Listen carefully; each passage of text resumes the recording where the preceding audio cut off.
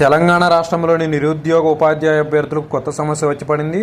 ఈ నెల 18వ తేదీ నుంచి 30వ తేదీ మధ్యలో 9 రోజులు రాష్ట్ర టెట్ నిర్వహిస్తుండగా ఏపీ ప్రభుత్వం అదే ఈ నెలే 6 నుంచి 30వ తేదీ మధ్యలో డిఎస్సి కూడా జరుపుతుంది.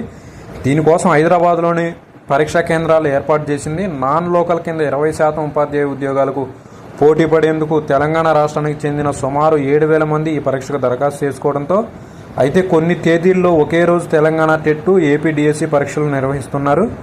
100 మంది అభ్యర్థులు ఏదో ఒకటి వదులుకోవాల్సిన పరిస్థితి ఏర్పడింది. కొందరికి హైదరాబాద్లో పరీక్షా కేంద్రాలు కేటాయించగా మరికొందరికి ఏపీ వెళ్ళి రాయాల్సి వస్తుంది. 8 రోజుల పాటు 2 రాష్ట్రాల పరీక్షలు ఉన్నాయి.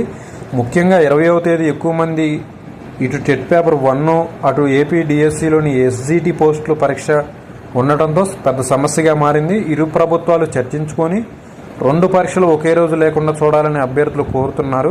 ఒకవేళ తేదీలు కనుక మార్చుకుంటే టెట్ ఏటా 2 సార్లు జరుగుతుందని, డిఎస్సి అరుదుగా నిర్వహిస్తారన్న ఆలోచనతో టెట్ను వదులుకోవాలని కొందరు భావిస్తున్నారు.